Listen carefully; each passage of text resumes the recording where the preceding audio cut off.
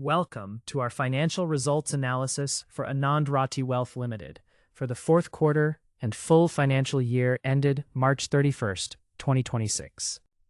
The board has recommended a final dividend of 7 rupees per equity share, representing 140% of the face value for the financial year 2025-26. Significant corporate action announced.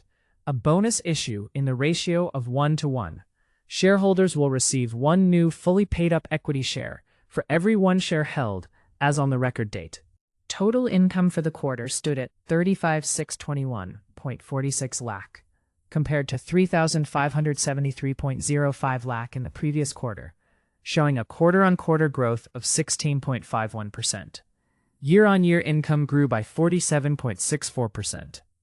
Operations contributed 28,781.82 lakh, while other income was 6,839.64 lakh. Total expenses increased to 21,594.68 lakh.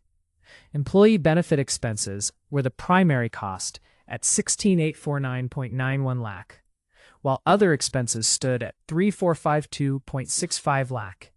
Finance costs were recorded at 339.86 lakh. The consolidated EBITDA for the quarter is approximately 15318.9 lakh, with an EBITDA margin of 43.0%.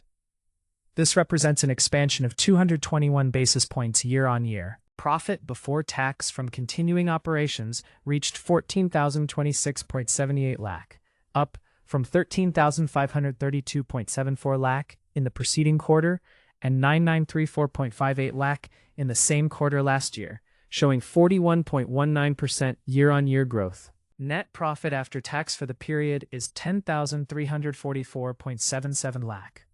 This is a 3.25% increase over the previous quarter and a robust 40.29% growth year-on-year from 7,373.51 lakh.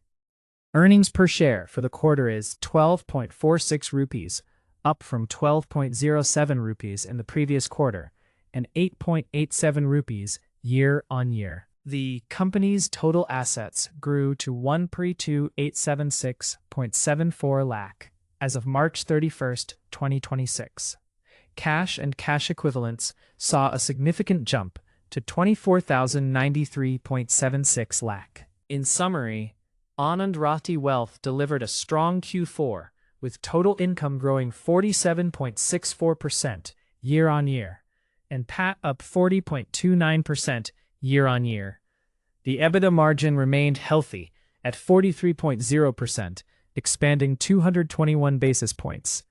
Combined with a 1:1 bonus and a 7 rupee dividend, the results reflect strong performance. This content is for educational purposes only and does not constitute financial advice.